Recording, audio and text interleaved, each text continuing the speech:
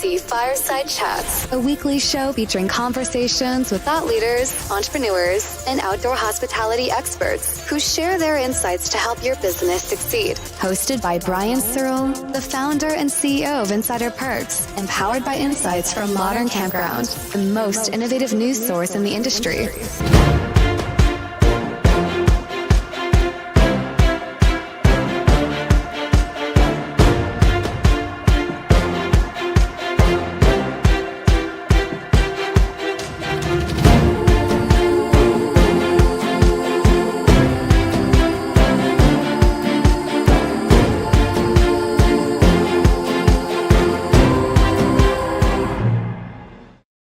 With Insider Perks, and we are excited to be here at the American Glamping Show in Denver, Aurora, Colorado, wherever we're at. Is it Denver? It's close to Denver. Anyway, live. Oh, we're live every week, Mike. Why are you gonna throw this in there, man? You gotta throw me off my intro. I had this whole thing planned. It was gonna be wonderful. I had it scripted. I practiced in the mirror this morning. Anyway. Super excited to be here at the Glamping Show with a bunch of our regular recurring guests, Mike Harrison, Miguel Huerta from the Mexican Glamping Association, Greg Emmert is here, and then we have some special guests as well. Chris Jeub is a recurring guest as well. So I'm gonna pass around the mic here, and we'll let everybody just briefly introduce themselves. Mike, you've got one. I think we can. If you guys can't hear us, let us know, but just keep it kind of pointed at whoever's. Hi, welcome to Denver. This is Mike Harrison with CRR Hospitality. We own and manage luxury upscale glamping and RV resorts. And we're excited to be participating in the American Glamping Conference again.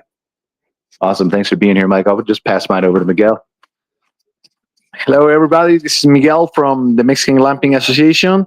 And it feels so good to be back. You know, this is like the Christmas for the glampers, you know, or like Thanksgiving, because, well, we don't celebrate Thanksgiving in Mexico, but I guess that it's like that. Hi, everyone. Greg Emmert from Camp Strategy. We are a consulting group that can help end-to-end with folks building glamping or camping properties, and excited to be here in Colorado with everybody. Yeah, it is very much like Thanksgiving or Christmas for the glamping community. So thanks for having us on. Thank you. Hi, my name's Jason Thawley, and this is our first visit to the US, or showing at the US Glamping Show this year. And my company is called Tree Tents International, and we sort of create and make suspended structures. So structures that hang in the trees, really. So yeah, check us out. Nice to be here. Hey, I'm Chris Jeub, the glamping guy. I'm kind of tired. This has been a wonderful couple of days here in Colorado. My operation is just south of here at Monument Glamping, and yeah, I'm just loving this time. It is like Christmas, right? Well, hello, everybody. My name is Tomás. I'm from Ecuador. We're Starwell Glamping. It's our first time here as exhibitors, and it's my third time as a visitor. So for me, it's like a being come true being here. So I know we want to focus a little bit during the show on international. That's kind of one of the main focuses here, is to talk about the international vendors, maybe the glamping scene overall, how it looks overseas in your respective countries, things like that. Before we get there, I do want to just start by talking about the glamping show overall, right? I think this, for me, is one of the most exciting shows that I come to every year. I think everybody will probably agree here. We already heard it's Christmas, right? I don't know if it gets better than that. But it's just so interesting. You know, Lisa, I think you were saying, and Lisa's our camera person running behind the scenes here, you can't see her, but she was talking to me about how there's just so many new people. It's almost like a good kind of turnover here every year, that so many new people who are interested in developing and getting into glamping are just walking around, and they're all happy and excited and ambitious. And like, it's just a different feel from a typical conference. And that's not a slight on a typical conference, but it's just different. And they all just like, they pack in the vendor booth halls. They all sit in the education sessions, and they all just stay and they network and drink and have Taco Tuesdays and all the things. And it's just a really friendly atmosphere. And so I'm happy and excited to be a part of that. I think this is, I don't know if it's better attended than it has been, but it for sure is very close, if not. Numbers are far higher. Are they? Okay, I hadn't heard anything yet, but yeah. I think it's 15% more turnover this year. So turnover or increase in 50% increase. Okay. In exhibitors and yeah, that's true. Now the exhibitors, right? So they have that huge outdoor tent over there that we don't have. Yeah, I completely forgot about that. So But anyway, so maybe just we'll pass around the mic and give your thoughts and feelings, maybe a little bit about like we did about the glamping show last year. What's some education that you've seen, some people you've experienced, vendors that you've talked to or seen, just something that. Absolutely. Thank you. And I think, what's impressed me is, I know this topic's about international, but I love the diversity of the different types of glamping products and clientele and customers and vendors that are from all over, not just the country, but the world. Whether it's the Mexican Glamping Association or the F-Domes in Poland, it's just great to see such an international presence here, which is exciting. The glamping industry, as we know, started in England and then kind of transitioned over here and has really exploded and boomed in America and continues to morph and evolve into many, many different things. And we have the discussion all the time about what is glamping, and glamping could be many different things, whether it's 2 units or 30 units or a full-blown resort or in an RV resort. That continues to get redefined as the glamping industry continues to evolve. Partnerships with Hyatt and Hilton, with some of the major brands, has also started to expand it. So I think it's been a very exciting show. As Brian mentioned, the vibe here is just awesome. It feels like glamping. It's casual. It's relaxed. It's outdoorsy. It's just it's much better here than in a typical conference hall. So excited to see what continues to happen. So I want to make sure we continue here in a second. Joanna popped in here a little bit late. Yes. She was outside selling one of the beautiful afternoons. Yes. By the way, you were talking about before the show, and I don't know if they can hear me on the microphone in the room. I'll just talk a little bit louder. But you were talking before the show about Iceland and how this dome that we're in right now. Lisa, did you get good pictures of this? Because Joanna's truly going to talk about it in a second. But this dome that we're in is on -40 Celsius, and you're talking about clients in Iceland. Yeah.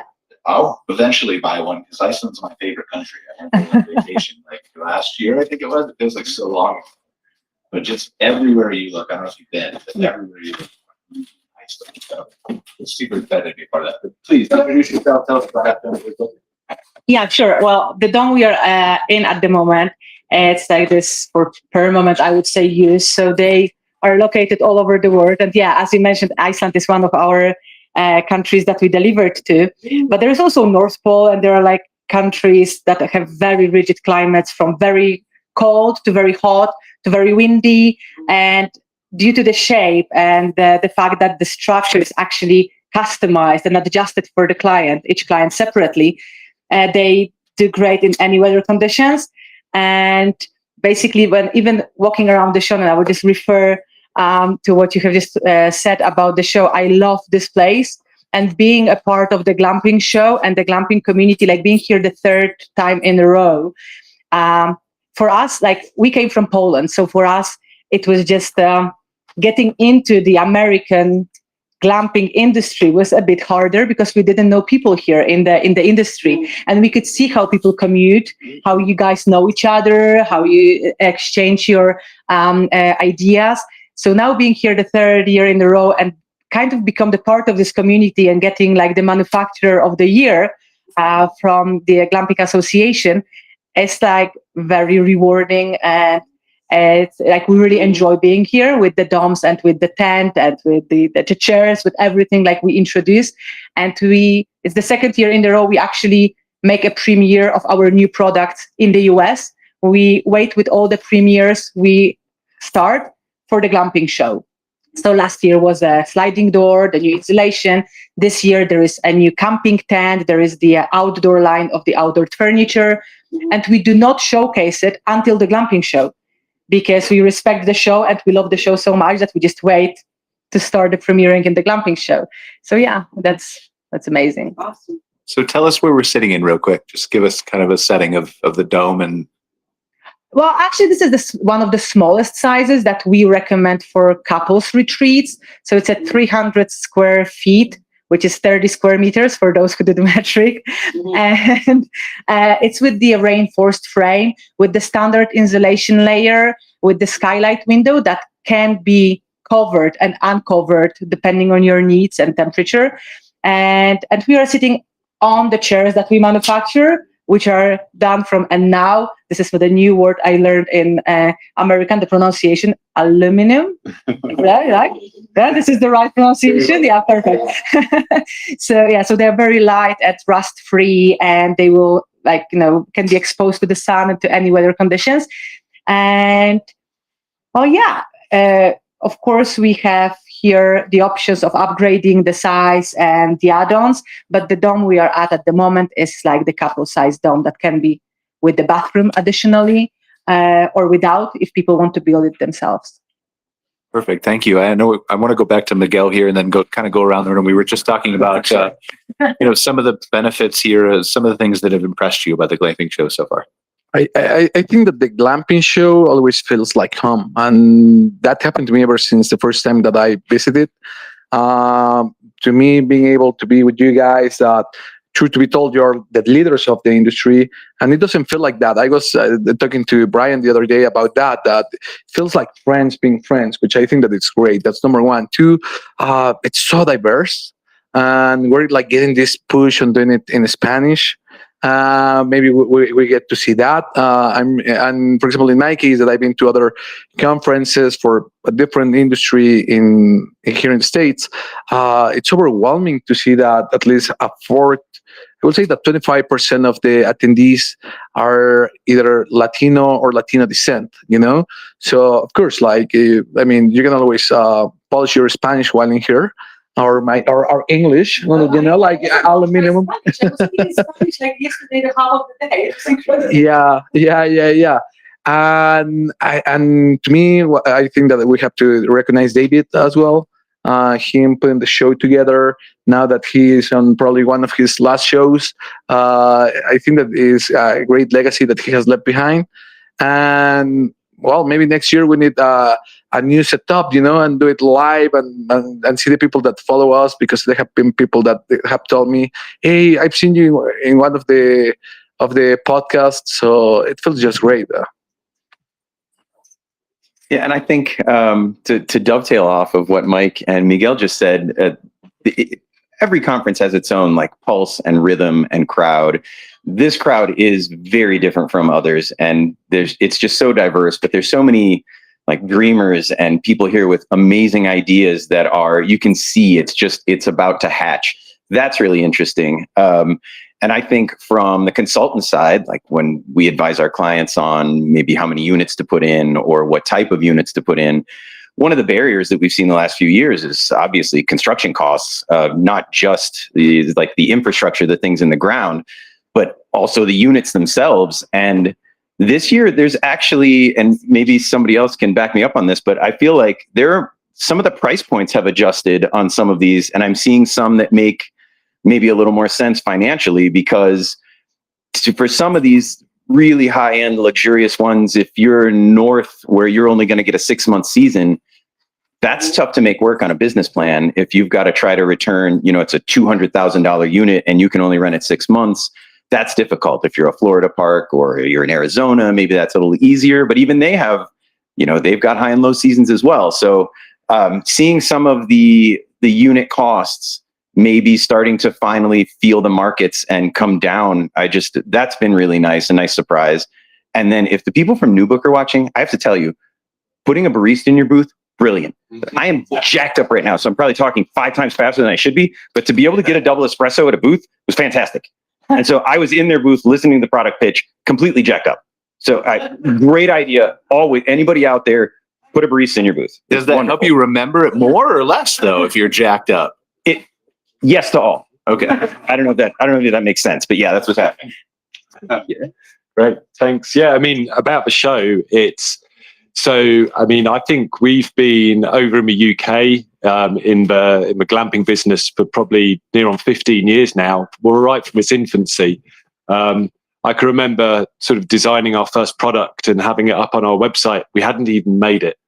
And I got a call off a TV production company, which was filming the first series of a show called George Clark's Amazing Spaces. I don't know if anyone's ever seen that.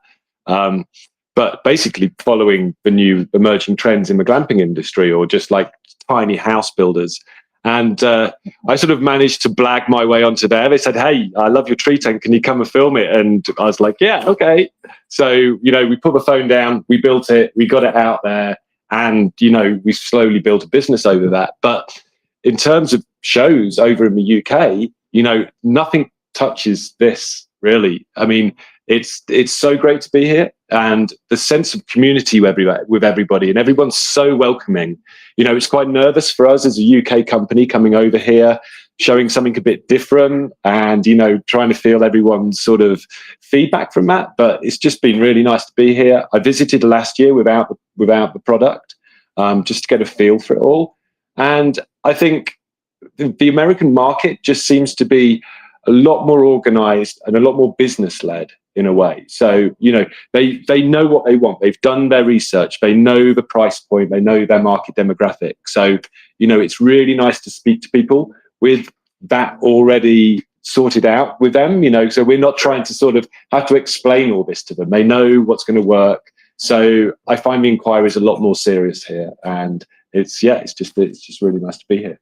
What would you say? Have you been to the UK glamping show? So yeah, we have a few shows in the UK. We have a big one that's in September, right? Yeah, that's right. Yeah, you know, it's a bit hit and miss, that show. Like, so not this year, the year before, you know, we had a good range of people, but I think it's the diversity of product that we see there. And, you know, you'd think you guys being probably, as you said, a little bit behind the UK market, but, you know, the range of stuff here and the quality of the conferencing and the talks that are on offer is just miles ahead of what we have over there in the UK. Not, you know, the UK show's great, it's run nice, but it doesn't seem to be that sort of vibe. Yeah, we attended several times the Glamping Show UK at the Farm Business Innovation. Yes, yeah, we've done that one too. Yeah, and we stopped 2 years ago. Okay. We just focused on the US market and the US vibe and the knowledge. And I think that actually, even though the UK started the glamping, I think that the US is now running the first place position. I think so. I think that UK is left behind due to, as well, the land limitations. Mm-hmm. Like, you just run out of land for glamping. That's very true. You just put like these cabins next to each other, and still UK has like this land and the open space. And I think that this is what made them, like, you know, the first place. Also, I think, you know, yesterday was so busy, and we've had so many international visitors here to our stand as well. It's not just, you know, the Americans coming to visit that for their market. You're getting international people coming here because this is a show to be at. Exactly. Yeah. I was so surprised so many people were flying from all over the world. I was like, I thought we are like the exception, like flying from Poland. But no, they are like people flying from over the world, like the South America, like people speaking Spanish. Like, you know, it's like once in a year I speak Spanish and it's here. So not only English, but it's amazing. Yeah, how diverse it is. Yeah. Right. Proud to be an American. Oh, that's wonderful. Gosh. I guess I'm the local one here. But this glamping show has been fantastic. This is my 4th glamping show in a row. And of course, I just live an hour away, so it's real easy for me to do. But I want to really speak to the people who are maybe watching. I know a lot of people who skip out on the glamping show. American glamping operators. That's really what glamping guy is for the individual operator, landowner, developing their glamping operation on their private property. And they sometimes skip out. I debuted with a class last year, and I had 14 students, kind of a high-end class, but 14 students, and 5 of them ended up, which actually is, I think, is not that bad, because it's an expense. You have to pay for a flight. You got to get a hotel and stuff. I have one of the students who's staying down with me on my property and stuff. So that's all fine and good. So it is an expense. But 1/3 of them came here, and they are ecstatic about how nice it is. They're learning so much. They're consuming so much information. They're learning so much from so many vendors. Some of them are here, and they're just. It's like their mouth is firmly planted against a fire hose, and they're going to go home with a stack of business cards and handouts and connections and hopefully new friends to follow up with. I know I will. I know I am, and like I do every year when I come here. So. Oh, well, for us, it's been a whole adventure. Well, we've been preparing for the show like for the whole year. We are mainly focused in Central America and South America. We have an office in San Jose, Costa Rica, and also one in Ecuador that covers South America. And it's been crazy. Like, we have seen this show marketed so well with intense marketing on the South America area and also the Central America. And we have customers from us that are that came to the glamping show, and we stopped each other. Like we're both from Ecuador, so it's really great to see that people is eager to learn more, to find more diversity on suppliers, being structure suppliers or also service suppliers.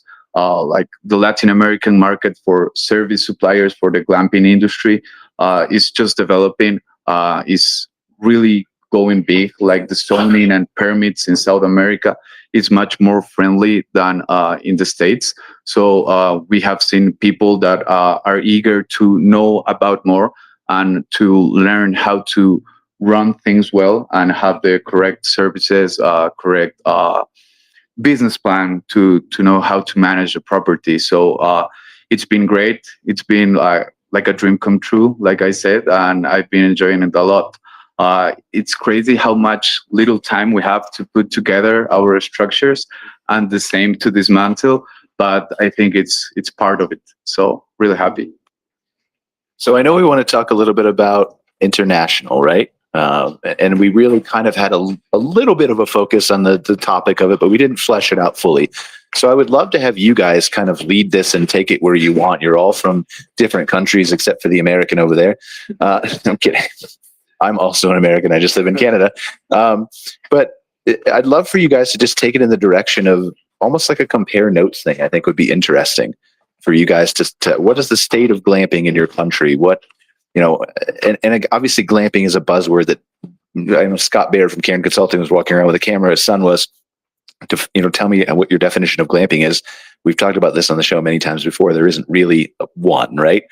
So even beyond glamping, like luxury camping, you know, tree houses, yurts, tents, like just what is the history of that in your country? And then we'll see where the conversation takes us. Do you want to start first, Tomás? For sure.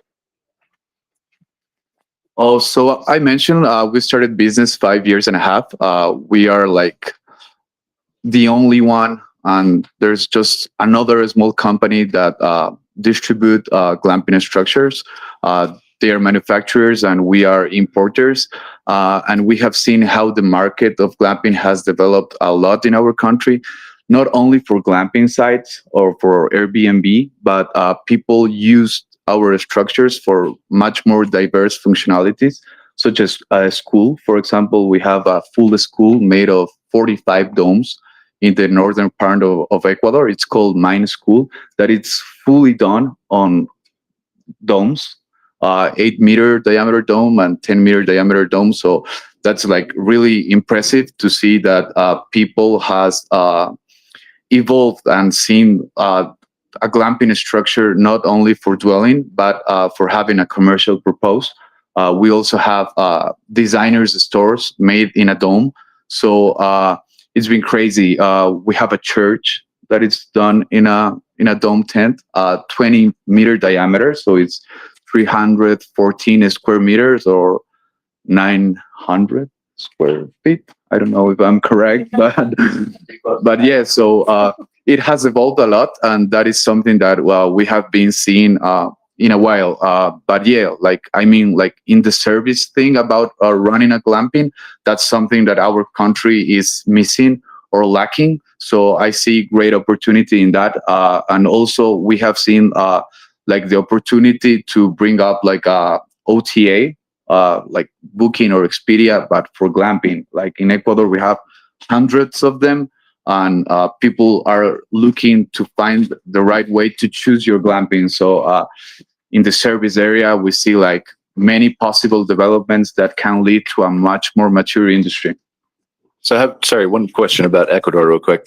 So I know like if you look at all the land that we've talked about that people are developing glamping sites on in America and Canada, it's just so vast, right? We have this perception of when you want to start a glamping operation in a rural area that it's difficult, right? Is it more difficult in a less widely developed country like Ecuador without all the, or is that my perception just completely wrong of Ecuador? I've never been, so. It's easier. Like you have electricity, water, like your services. Well, of course, yeah, but much rural is what I mean, like out in the middle of not near a city. It's easier to get the permits. Like rural permits in our region are not that hard to get because there are not the laws are not things for a structure like this. They are like completely innovative. So what we have seen, and it may be a problem in some time, is like not being regulated. Like you can do it, you can develop the structure, and even we have customers that have some zoning issues and look for us for being removable structures. So being removable structure is much easier to do the permits and start your business. So we see that as advantage, and we have take out some business from the traditional construction, and people is starting to use our structures as a solution for their permit solving and stuff like that. Who wants to go next? Are we doing international? Or are we doing? Well, I mean, I'm from Canada, so technically you are international, right? That's right. Okay. Yeah. Well, I just wanted to say. I mean, I think it would be interesting for you, maybe Chris, to talk about, like, you have Glamping Guy, you do consulting, right, for people who are interested here. Is there ever a time where you would expand internationally and talk to people who are developing? Oh, heck yeah. Yeah, that'd be awesome. I mean, I would love that. In America, I think I don't know if this is any different internationally, but the traditional glamping unit would be the safari tent. I call them an outfitter's tent because I started out with a hunting tent. It was that was my story of setting up my hunting tent and renting it out on Airbnb and making a lot of money. It turned out to be a really nice thing. And I would say 5 years ago when I started, glamping was something I needed to explain to people, even to planning departments, even to building inspectors and things like that. They just didn't get it. But now it's exploded. It's just been an explosion of creativity. And now we have different, well, we're in a dome, for crying out loud. And that wasn't even a thing, I think, 5 years ago. And now they're all over in glamping operations and tree houses. And we have schoolies and buses and gosh, what else? Container homes. We're big into container homes. It's just the atmosphere of creativity in the glamping community. I mean, I can't think of a more creative market. It's an artistic boom that is going on when it comes to. Oh, and you know what? In America, the states and the counties, and especially the states, are really catching on. Certain ADU, like additional or auxiliary dwelling unit laws, are really becoming more acceptable for even townhomes being allowing ADUs on their property, and then glamping that fits glamping like a glove. So it's exciting. It's an exciting time to be in such a dynamic and creative market. How do you think, Chris, just one more question. How do you think we solve that education? Like, here we have this huge show that some people are well enough off of to come from across the world, right? Not everybody can buy a $3,000 plane ticket and come here and have the accommodation. So how do we reach people in international markets who want to because obviously they have this passion. You know, we have people here from all over the world, right? How do we reach those people with the education they need to learn about how to get started, how to achieve their dreams, how would you do that if you had the opportunity to do that? Well, by golly, Brian, I do have the opportunity to do that. Because I left teaching. I left to teach. I was a public school teacher. I left teaching to do glamping full time.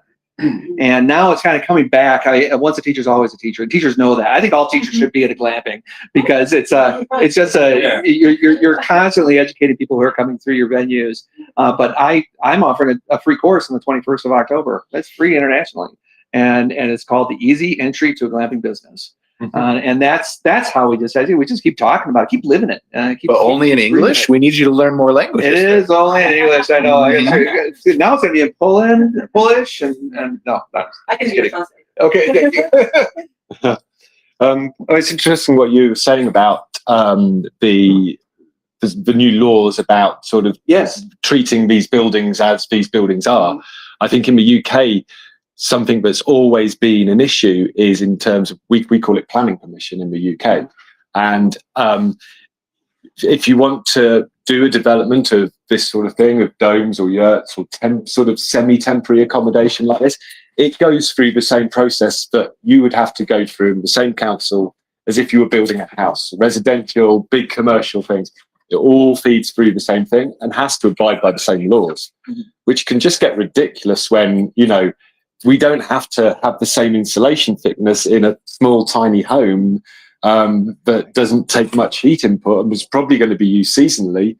But to get past this permission because we're having to compete against it. Yes, this is a fascinating time in American history for, if I can just interrupt you a little bit, because what's going through America is a revolution of land use law. Okay. And very specifically, what happened in Colorado this last May is it was signed into law that the state is forcing municipalities and towns to adopt ADU laws, because there's been a tendency for the small towns to restrict ADUs on private property. And much like an HOA, kind of like a townwide HOA, a homeowners association. Okay. And now the state governments, because we are in a housing crisis, it costs a lot of money to live out in the West in America. It's out of reach for most people. And so one way of solving that is to liberalize local municipality laws and regulations that keep people from buying property. So it actually empowers the small dog can be the fat cat for once and actually rent out part of their property with ADUs, and that's glamping, really. Yeah, I mean, it's one of those things, isn't it, that you don't want people to go too far with it and sort of,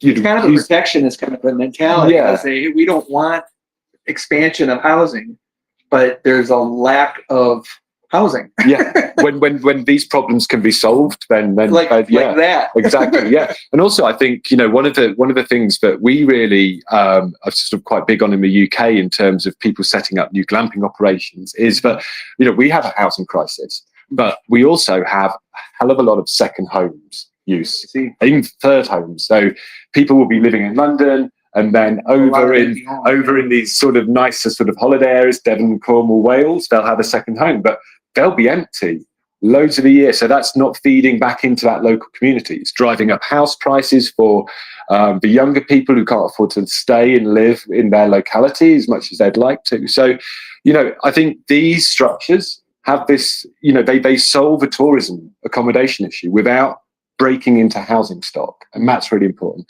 It also brings more tourism into the area in a very low impact way, which then helps local communities, sort of the local village post office or the local village pub who, local businesses love local. Exactly. Yeah. So, I really do think that in the UK, we need something like this, that they need to just see this as a different thing and, come up with a new solution for people to being able to open up new businesses, get permits and licenses to have these sorts of structures on their land. So, yeah. Oh, I don't know where to start. First of all, I agree with Chris that once a teacher, always a teacher. So been there, done that. We have this approach with FDOMs that we do not only sell DOMs. And I think this is crucial, that manufacturers also build the awareness of glamping at their own countries.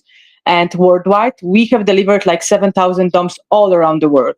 Like US, it's like the half of our sale. But we have or Europe, Latin America, Central America, like Japan. So building the awareness, we even have like these two lines of marketing. Like one is the sales marketing, and the second one is building the awareness. So to teach people, because in Poland, actually glamping is a totally new term. So people just like crawl in this kind of area. So we are helping them out, teaching them what glamping is, what are the assets. We are kind of advisors because there are no such people like you, Chris, like in Poland, like who just advise on glamping and help people with permissions. It's still like a new concept. So we feel responsible to teach people what glamping is and how to do it. And also, throughout the process, like we never kind of focus. I know it sounds funny being a manufacturer and a sales director saying this, but we don't really focus on sale. Like we kind of focus on supporting the clients throughout the process. And as you know, these processes can take 2 weeks, because I did have clients who were buying like 10 DOMs in a week. But I have clients who are coming back to me after 3 years, 4 years with the permissions. But throughout these 3 years or 4 years, we are all the time in touch. We have our engineers sending the engineering files. We have architects sending the drawings. We advise them on the land. We send them the deck plans. So we do everything to make this process easier for them and for their engineering offices, make it easier and faster. And I think it's also a huge responsibility of each supplier to kind of think outside the box of only selling. It's just like building the relationship and supporting, because it will turn out to be like, the community we are creating.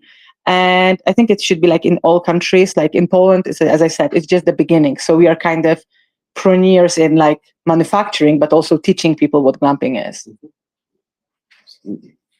I feel like we should pass down to Miguel because we're on the international side now. You had something you wanted to share. No. Well, on my side, I just wanted to share it. I was thinking about all the comments that you just made, but to me, it has been impressive, this glamping show. Not only the number of attendees that are international, but the number of people that they want to take the category in their hands. And what do I mean by this? The Mexican Glamping Association, we have a booth during the show, and so many people have reached out and tell us like, okay, you're doing something great. I'm going to start the UK glamping. We were even joking that there will be like a confederation of glamping associations. But at the end, I think that this is the year where I feel that the category is going international. That's number one. Number two, for example, in Mexico, they just passed a law where they're like putting a cap on the number of nights for a property to be able to be sold on Airbnb, So I was talking with one of the largest developers in the Mayan Riviera, which is one of the hotspots for tourism in the world.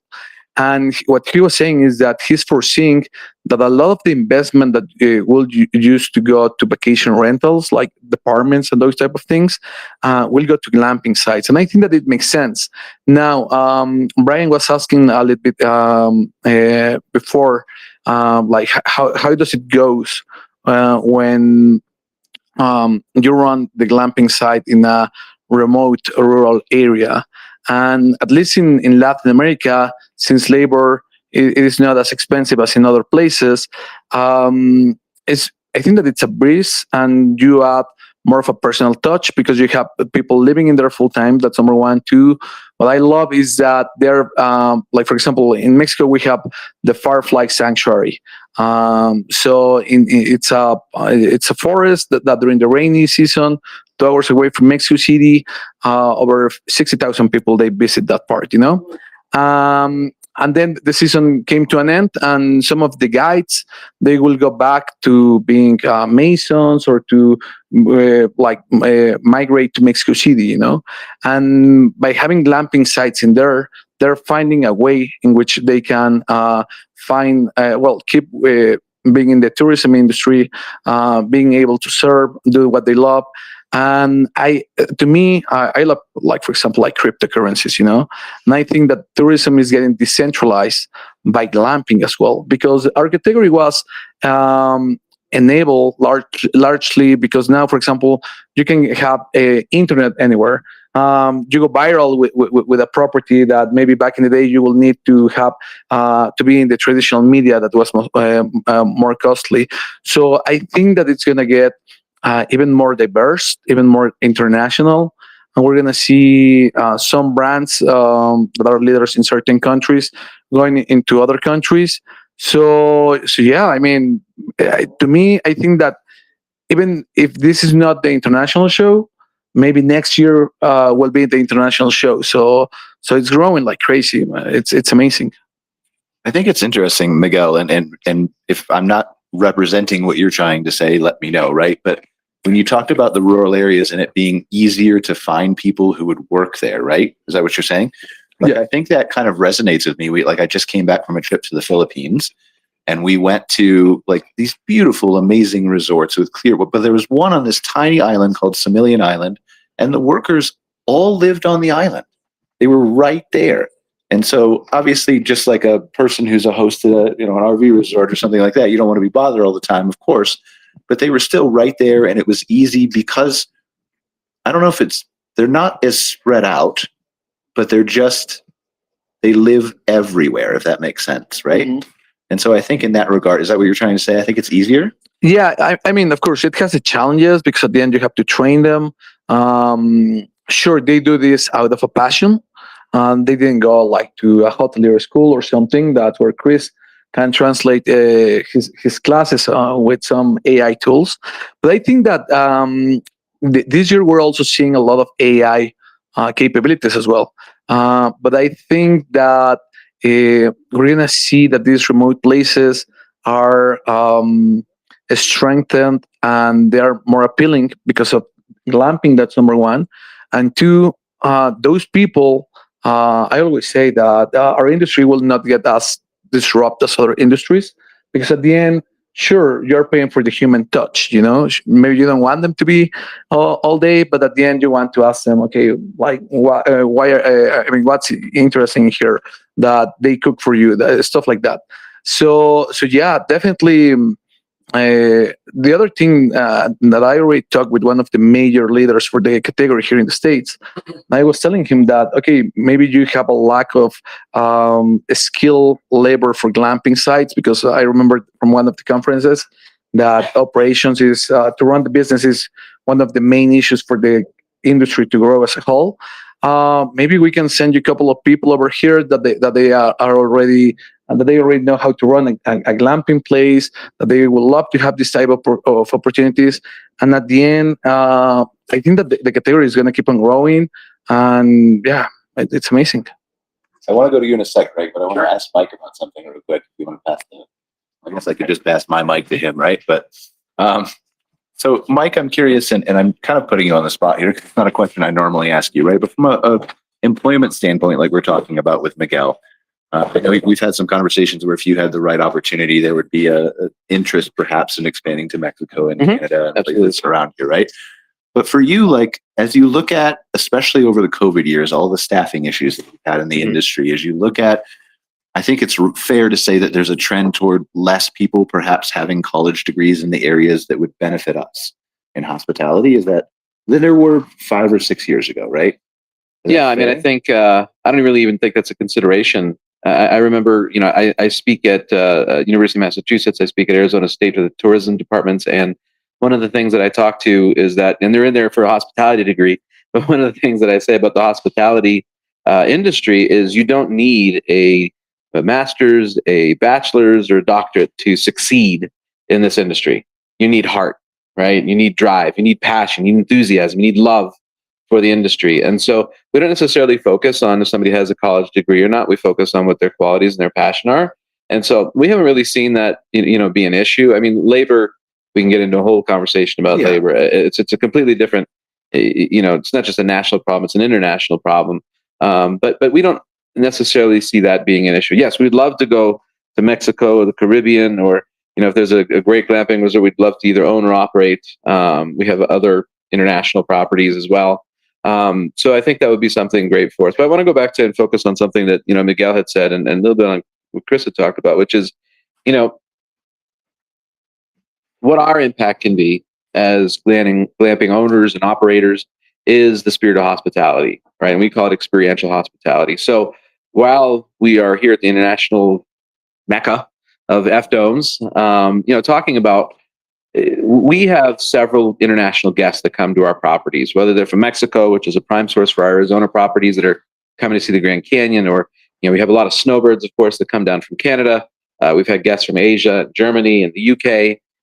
But it's our job as hospitality providers to make sure that we provide that experience. And while the structure is important, right, it's the experience more than anything else. And so we want to leave these international travelers with those memories and the impact of what the glamping industry can be. And so when they go back and they tell their friends, hey, we got to start a glamping operation in Poland. Oh my gosh, I loved it. I got to talk to Miguel. MGA, is that what it's called? Mexican Glamping Association? Yeah. Yeah. In English, but Spanish. Tell me in Spanish. AMG, Asociación Mexicana de Glamping. Asociación Mexicana de Glamping. That's pretty close. I feel like that's pretty close. That's pretty close. Yeah. So whether they want to start an operation there or they want to tell their friends to come visit to us, right? And I think that's, while we're here at the Glamping Show, that is what I take away from all these is that, at the end of the day, we're in the hospitality and the outdoor hospitality business.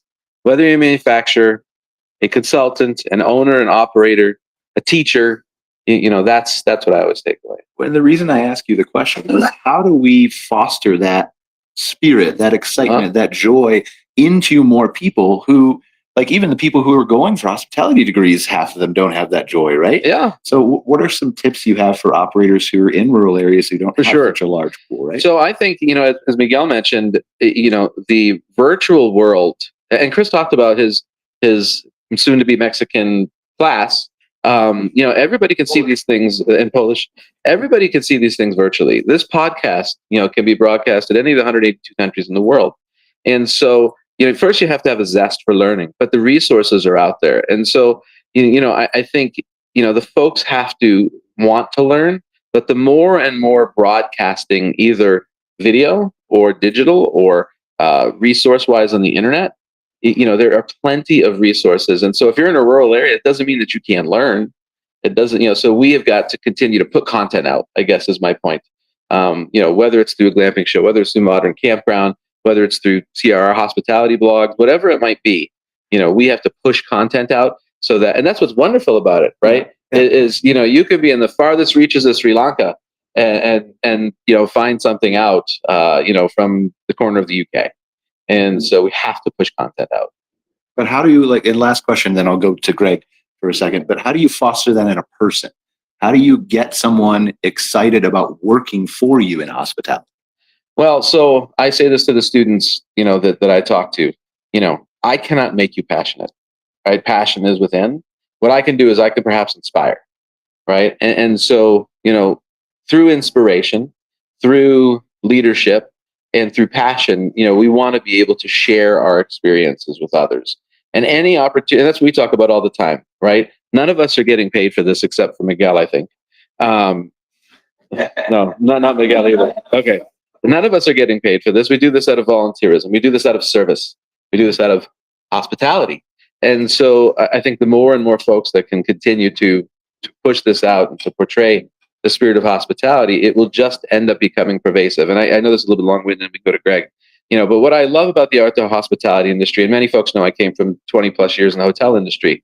And the hotel industry, it's like you walk in the elevator. What does everybody do when you get in an elevator, right? Put your head down. God forbid you talk to someone, right? You look away, is that my floor? Excuse me, oh, pardon me, right? And think about the outdoor hospitality industry, right? Whether it's a glamping tent or it's an RV, right? In that world, somebody comes out on the steps of their RV in the morning, they got their bathrobe on, they're sipping their coffee, and then, Sally comes out from her geodome. Maybe she's in a bathrobe, I don't know. But it's, morning, Bob, morning, Sally. Can you imagine in a hotel if somebody came out of their room in their bathrobe in the hallway with a cup of coffee and said, morning, Bob? The other person was maybe not in their bed. There'd be a lawsuit, right? And I think that's what's really different about the outdoor hospitality industry is it is a connection industry. And so the more we could portray that passion, enthusiasm collectively is how I think you influence and inspire those other folks. Thank you. Appreciate it. Excuse me, I have a question that maybe someone could answer. My name is William Clark. I'm from the Fiji Islands and about to set up a glamping operation in Fiji. Is there an international glamping association or in existence now? Because I think every individual country are having their individual organizations, and maybe an international organization would be something worth pursuing. I think that each country differs so much with the regulations and permission processes and the land approach that it would be quite hard to, we were trying to do it. Actually, we did approach the subject of creating the International Glamping Federation, and we were even creating the website for it. We tried to send it to our clients, and we wanted to advise worldwide. Without the support of a local association per country, it is just maybe doable, but it would be a struggle to actually advise anybody in the world how to set up a glamping resort, because it differs so much. Even in the US, each state has a different law, and it's not even about state, it's also about the city. So I have the clients in Catskills in the New York State that needed to meet a building permission for the regular building with the dome. It's been I think it was like 2 years we were in the process. They succeeded. They are unique escapes, amazing. You can check them out. Amazing DOMs. But then, like 20-minute drive from there, no permissions, no engineering files, nothing. Just like the purchase in a week. So the diversity of the requirements is so vast that even in the US, that doing it worldwide would be, in my opinion, impossible. Like, I don't know. I think Is it be potentially nice to link up all the different countries, organizations, or just have a path of conversation between them? Yeah. Even if it's just educational and spreading of information, that's, I think, more valuable at this point than anything else, because people are hungry for education. They're hungry for information. I came to the show blindly, and it's been amazing. Made a lot of connections, and that's what people are hungry for. And if you can get an international association, even if it's just to share information, I think that is valuable, of huge value.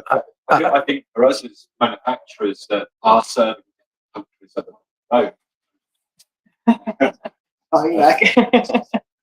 I think ourselves as manufacturers who are serving other countries just as our own countries, but there's so much, as you're saying, to learn about the different zoning, the different permits needed for our products in those countries. So it's been great as we've come into the US from the UK, but we've joined the US Glamping Association, and that's really helping us learn about where we are.